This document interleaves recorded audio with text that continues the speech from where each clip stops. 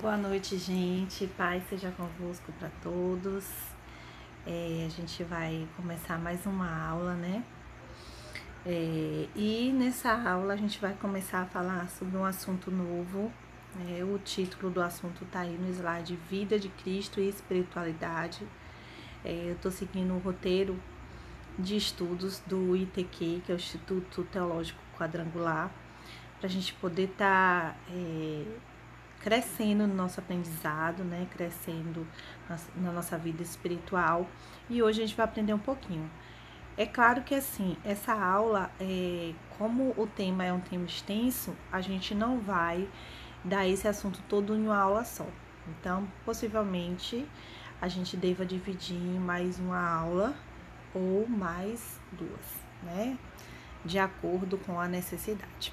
Então, vamos aqui, né? Essa aula foi baseada aí na aula da professora Eliana Maria Camargo Zemini e eu fiz algumas adaptações, né? Uma adaptação com minhas adaptações, né?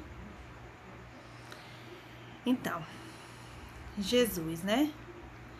Quem foi esse Jesus? Esse Jesus que nós buscamos, que nós cremos, que nós queremos conhecer, que nós queremos a todo momento sentir mais a presença dele. Quem foi ele, né? Quem foi esse Jesus? Então, o nosso estudo, ele vai falar um pouco sobre a cristologia. Cristologia é o estudo de Cristo, né? Logia é estudo, Cristo vem de Jesus Cristo, então é o estudo de Cristo. Então a gente vai entender aqui quem foi esse Cristo, né? Quem é Jesus Cristo? Quem é Jesus Cristo para você? Quem é Jesus Cristo para nós? Quem é Jesus Cristo na palavra de Deus? Quem representa Jesus Cristo, né? O que ele representa em nossa vida, o que ele significa em nossa vida, né? Lá em João 1:1 a gente vai entender um pouco, né? Ser cristão é estar ligado em Jesus Cristo. Então, à medida que a gente conhece Jesus Cristo, né, a gente tem a opção da gente ser cristão. O que é ser cristão? Ser cristão é acreditar na história e na verdade que é Jesus Cristo, é acreditar que ele morreu por nós, acreditar que ele também ressuscitou por nós e que nós só iremos ter nossa salvação mediante a fé nele, né? Então aqui, ó, lá em João 1:1, né, tem lá a determinação de quem é esse Jesus Cristo, né? No princípio era o Verbo e o Verbo estava com Deus e o Verbo era Deus. Então, que verbo é esse? É Jesus Cristo. É esse Jesus Cristo que nós estamos nos referindo, né? Ele era o verbo, ele era a palavra, né? E ele era Deus e estava com Deus. Então, a gente já começa a refletir aí sobre essa questão da Trindade, sobre essa questão de Jesus era Deus, Jesus era homem, né? A gente vai entender um pouquinho à medida que for passando. Então, Jesus Cristo, ele é Deus, que ele é triunidade, ou seja, ele é o Pai, é o Filho e o Espírito Santo, os três em um só. E ele é eterno, ele é infinito, ele é único e suficiente Salvador. Por que ele é único e suficiente? Todo mundo acaba falando assim, eu creio num Deus, num único e suficiente Salvador. Mas o que significa eu dizer que eu creio num Deus que é único e suficiente Salvador? Quer dizer que ele é único em sua majestade. Mas como eu posso dizer que ele é único se ele é três também? É porque essas três figuras, elas se tornam uma só. Elas representam um só Deus, que é o Senhor Jesus Cristo, e ele é suficiente. A gente não precisa buscar salvação em outro lugar, porque ele basta. O sacrifício que ele fez naquela cruz basta para que a gente possa ter nossa salvação, né? Seu sacrifício foi vicário. O que é o sacrifício vicário? É um sacrifício que substitui, ele foi para substituir. Substituir o quê? Substituir um castigo que era para mim, que era para você. Ele passou por tudo aquilo que era para nós, pecadores, que era pra gente ter passado, né? E nós não precisamos hoje passar por esse castigo, nós não precisamos hoje passar pelo constrangimento da dor, do sofrimento, porque o Senhor Jesus ele já pagou todo o preço naquela cruz, né? E aqui em Efésios 2:8 diz: porque pela graça sois salvos, por meio da fé, e isto não vem de vós, é dom de Deus. Então, já desvinculando aí qualquer intenção ou qualquer pensamento de que para eu ser salvo eu preciso ser bom, eu preciso ser generoso, eu preciso ser bondoso, não.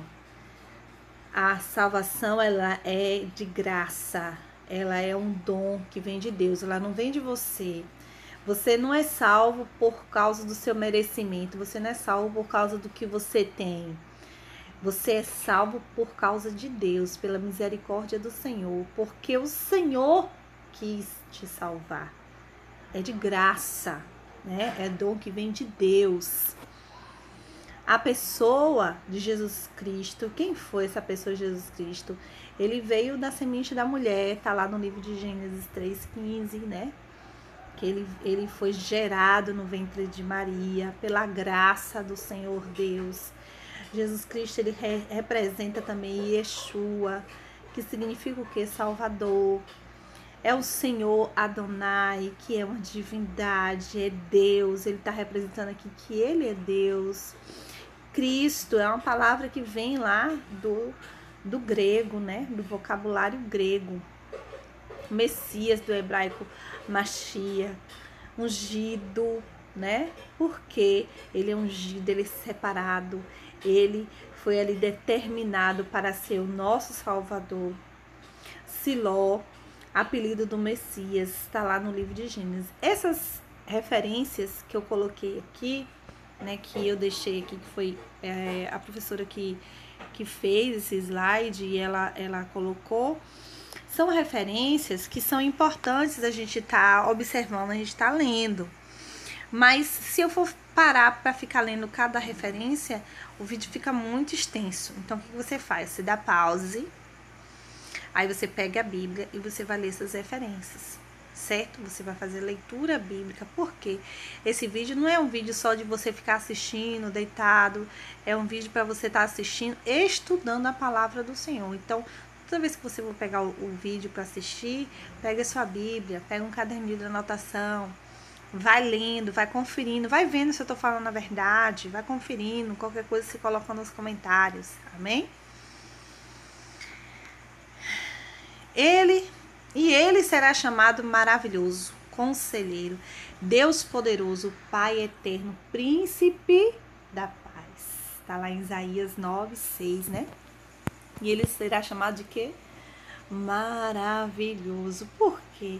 Porque ele é maravilhoso, gente. O Senhor Jesus, ele é maravilhoso. Ele é conselheiro, porque ele te aconselha, ele te ajuda, ele te mostra o caminho. Ele te consola. Ele está contigo, te confortando. Esse é o Senhor Jesus. As suas palavras, quando você pega os evangelhos e você começa a ler as palavras do Senhor, você se sente reconfortado, você se sente agraciado, porque o Senhor é como se ele estivesse falando com você ali, diretamente com você, porque ele fala conosco através da sua palavra de forma indireta. A gente ouve a voz do Espírito Santo e a gente começa a compreender o que o Senhor Deus ele quer falar através da sua santa palavra, né? Que era diferente quando ele conversava com seus discípulos diretamente, um diálogo direto ali, ele conversando.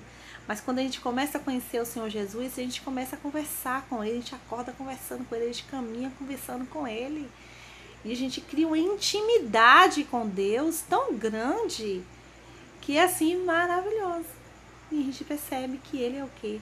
Maravilhoso. Ele é eterno, ele é o príncipe da paz, amém? A pessoa de Jesus Cristo. Jesus Cristo tá lá em 1 Timóteo, né? Eu vou passar aqui, tem essas referências aqui, se você quiser anotar, você anota, mas nós vamos falar sobre algumas delas, né? Então, quem é esse Cristo Jesus? Lá em 1 Timóteo 1,15. Esta é uma palavra fiel e digna de toda aceitação, que Cristo Jesus veio ao mundo para salvar os pecadores, dos quais eu sou o principal. E aí a gente tem uma reflexão maravilhosa acerca dessa palavra, porque a gente tem um entendimento que todos nós somos pecadores, todos nós erramos, todos nós somos fadados ao erro. Mas a gente entende aqui também que o Senhor Jesus Cristo, ele veio ao mundo para quem? Ele veio ao mundo para salvar aquele que não precisava ser salvo? Não, ele veio ao mundo justamente para salvar aqueles que são pecadores, aqueles que estão perdidos, aqueles que estão no erro. Então esse é o Senhor Jesus, né? Senhor dos senhores, a palavra que está lá em Apocalipse. E a mulher estava vestida de púrpura e de escarlata, e adornada com ouro e pedras preciosas e pérolas, e tinha na sua mão um cálice de ouro cheio das abominações e da imundícia da sua prostituição. Tinha até um filme, eu não sei se alguém já assistiu aí, um filme chamado A Letra Escarlate, né? Escarlate é uma cor vermelha, uma cor vermelho sangue. E essa cor vermelha nesse filme, essa letra escarlate era colocada na pessoa, na mulher, que era tida como imunda, uma mulher que se prostituiu, ou uma mulher que não merecia estar com os demais, uma mulher que cometeu um grave erro. Então a gente vê aqui, né, a mulher que estava vestida de púrpura e de escarlata e adornada com ouro e de pedras preciosas e pérolas, e tinha em sua mão um cálice de ouro cheio de abominações e da imundícia da sua prostituição, né? Ele é o Senhor dos senhores, porque ele faz a transformação na vida de qualquer pessoa, de qualquer pecador. A pessoa pode ter cometido o pior pecado, mas uma vez que ela busque ao Senhor Jesus, que ela peça perdão pelos seus pecados, o Senhor Jesus, ele perdoa. Então basta que a gente se dispa dessa armadura, dessa vestimenta pecaminosa. Pré-existência eterna de Jesus Cristo. Lá no Antigo Testamento a gente tem todas essas referências, e eu escolhi algumas para a gente estar falando aqui, né? Como eu disse antes, são muitas referências, e você precisa estar dando pause aí no seu vídeo, tá pegando a sua Bíblia, está lendo, né? Algumas dessas referências. Que referências são essas? São referências que vão mostrar a pré-existência de Jesus Cristo, tanto no Antigo Testamento como no Novo Testamento. Está testificando a existência dele, né? Testificando que ele viria, testificando que ele é Deus, testificando que ele estava entre os homens. E a gente vai ler 4 exemplos, se eu não me engano, dessas referências, amém? Lá em Salmo, né, 92 diz: antes que os montes nascessem, ou que tu formaste a terra e o mundo, sim, de eternidade a eternidade, tu és Deus. Então aí estava dando uma pré-existência, né? Quem é esse, né? Antes que os montes nascessem, ou que tu formaste a terra e o mundo, é Deus. Deus que já sempre existiu e sempre existirá. Por quê? Porque ele é eterno, né? É eterno. E quem é esse Deus também? Esse Deus também é o Senhor Jesus Cristo, né? Lá em Miqueias também 5:2 diz: mas tu, Belém Efrata, embora pequena entre os clãs de Judá, de ti virá para mim aquele que será o governante sobre Israel. Suas origens estão no passado distante. Então, lá em Miqueias também falava, né? Quem é que vem da tribo de Judá? Quem é? Quem é que vem dessa herança? A gente sabe que a genealogia do Senhor Jesus Cristo, ela se origina ali da tribo de Judá, né? Então, embora pequena entre os clãs de Judá, de ti virá para mim aquele que será o governante sobre Israel. O governante não só sobre Israel, mas do mundo todo, da minha e da tua vida. Amém?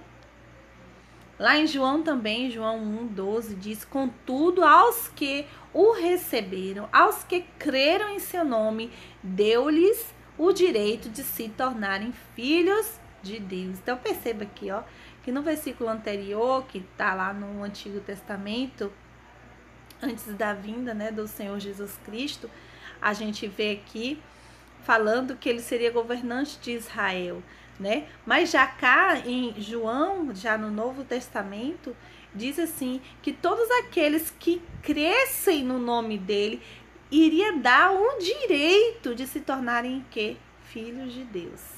Crer no nome de quem? Crer no nome do Senhor Jesus Cristo. Amém? Em Hebreus também, mais uma comprovação dessa pré-existência, né? Diz: mas a respeito do Filho, diz: o teu trono, ó Deus, subsiste para todo sempre. Cetro de equidade é o cetro do teu reino. Amas a justiça e odeias a iniquidade. Então, o que é? Eu sei que você já sabe o que é equidade, né? Equidade é diferente de igualdade. Igualdade é tudo no mesmo, vamos dizer assim, no mesmo nível. É como se eu pegasse assim várias mesas do mesmo tamanhozinho ali, é igualdade. Agora, quando eu falo assim de equidade, equidade quer dizer que corresponde, né? Que corresponde a um equilíbrio, para gerar esse equilíbrio, para gerar essa como é que eu posso dizer? Essa possibilidade de alcançar iguais resultados, né? Um exemplo assim bem legal que dá pra gente entender dessa equidade é quando eu coloco assim crianças de tamanhos diferentes, né? Todas encostadas no balcão. Então, algumas vão conseguir ficar com sua cabeça acima do balcão, outras não. Todas estão recebendo a mesma oportunidade de forma igual, porém não estão tendo bons resultados. Agora, quando eu penso na equidade, eu penso de as crianças menores eu colocar um banquinho e ali elas vão subir, elas vão ter a oportunidade tal qual as outras que são maiores. Então, o que que o Senhor Jesus ele diz aqui com essa equidade, né? O teu trono, ó Deus, subsiste para todo sempre, cetro de equidade. O que é esse cetro de equidade? Esse cetro de equidade quer dizer que ele olha para o seu povo dessa forma de equidade. Ele sabe das limitações, ele sabe das possibilidades de cada um, ele conhece cada ser humano, né? As suas qualidades, as suas falhas, e ele olha para cada um de forma especial. Cetro é o cetro do teu reino. Amas a justiça e odeias a iniquidade, né? Ele ama o pecador, ele odeia o pecado. Jesus Cristo, ele é divino e humano. Muitas pessoas perguntavam assim: ah, mas Jesus é o quê? Deus ou é homem? Jesus é homem? Mas como assim? E é Deus? Ele é as duas coisas. Ele veio 100% homem para a terra, mas habitava dentro dele 100% Deus. Ele é um exemplo único, né? Como diz aqui no slide. Então, a divindade de Cristo, ela é testemunhada pelo Pai, pelo Filho, pelo Espírito Santo, pela palavra, pelas obras e pelos discípulos. E a gente vai ver um exemplo de cada um, amém? Vamos lá. Pelo Pai, a gente pode perceber aqui, nesse versículo aqui de João 5, do 32 ao 37, diz assim: há outro que testifica de mim, e sei que o testemunho que ele dá de mim é verdadeiro. Vós mandastes mensageiros a João, e ele deu testemunho da verdade. Eu, porém, não recebo testemunho de homem, mas digo isto para que vós salveis. Ele era a candeia que ardia e alumiava, e vós quisestes alegrar-vos por um pouco de tempo com sua luz. Mas eu tenho maior testemunho do que o de João, porque as obras que o Pai me deu para realizar, as mesmas obras que eu faço, testificam de mim, que o Pai me enviou. E o Pai que me enviou mesmo testificou de mim. Vós nunca ouviste a voz, nem viste o seu parecer. Então, olha aqui que ele fala que o próprio Pai, ele testifica dele, que suas obras também testificam dele. Testificam de quê? Da veracidade da sua existência, da veracidade da sua divindade, de que ele é Deus. Amém? Ele é testificado pelo Filho, né? Respondeu Jesus e disse-lhes: ainda que eu testifique de mim mesmo, o meu testemunho é verdadeiro, porque sei de onde vim e para onde vou, mas vós não sabeis de onde venho, nem para onde vou. Amém? Então tá lá em João, capítulo 8, versículo 14, amém? Amém, glória a Deus. Então aqui, ó, pelo Espírito Santo, também a gente tem esse testemunho pelo Espírito Santo, que diz assim, ó, lá em João também, João 15, mas quando vier o Consolador, que eu, da parte do Pai, vos hei de enviar, aquele Espírito de verdade que procede do Pai, ele testificará de mim. O próprio Senhor Jesus, ele está dizendo, ele testificará de quem? Dele mesmo. Por quê? Porque vai estar comprovando que ele é Deus. Como? Se veio o Espírito Santo, se veio o Consolador, é uma comprovação de sua palavra, da verdade da sua palavra. Então, a partir daquele momento que os discípulos eles tiveram aquele momento maravilhoso com o Espírito Santo, o batismo com o Espírito Santo, no dia de Pentecostes, eles puderam ver que esta palavra que foi dita aqui, né, no livro de João 15, foi verdadeira, né? Que o Senhor Jesus Cristo, ele testificou através do Espírito Santo, amém?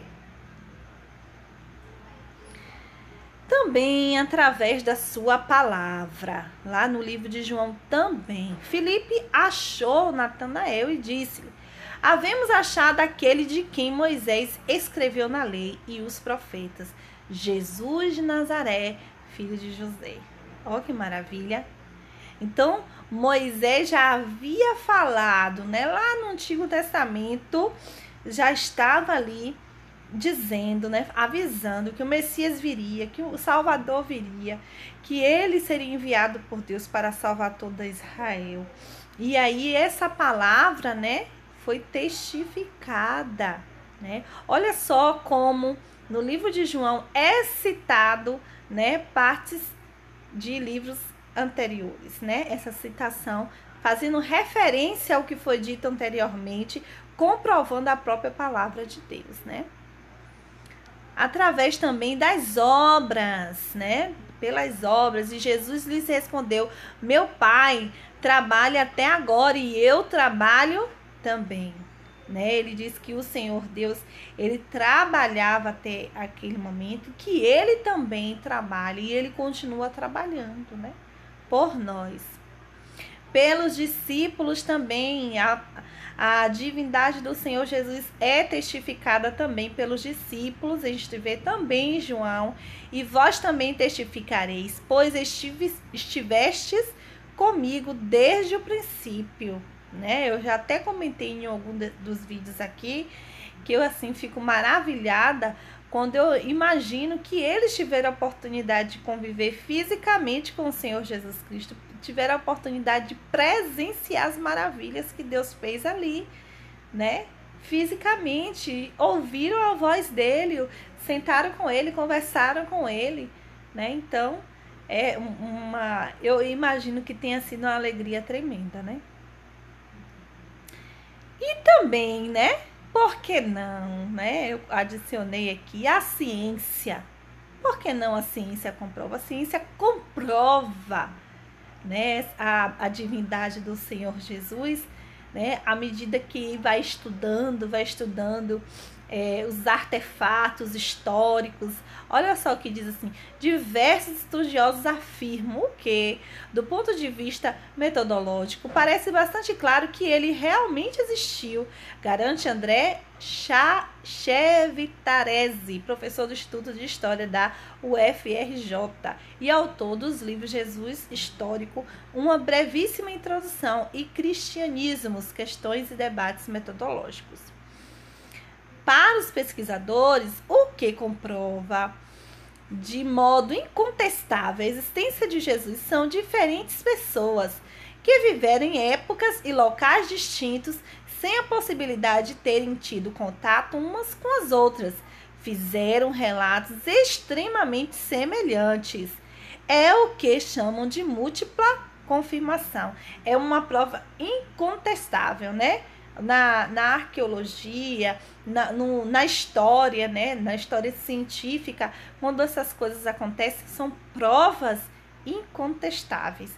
Quando várias pessoas, né, de locais diferentes comprovam ali, testificam a veracidade daquele fato, daquele questionamento científico, né? E aí eu trago assim mais algumas imagens, né, mostrando assim os achados arqueológicos, né, livros, pergaminhos, a própria gruta, né, que foi onde ficou o sepulcro do Senhor, né, várias escritas, né. Então, assim, a própria ciência vem comprovando cada vez mais essa divindade do Senhor Jesus Cristo, vem comprovando cada vez mais que o Senhor Jesus Cristo, ele é maravilhoso, que ele é eterno, que ele é o Pai da eternidade, né? Então, a gente só tem que agradecer. E eu agradeço por você ter assistido esse vídeo até o final. Espero você na próxima aula. Amém? Beijos e até lá!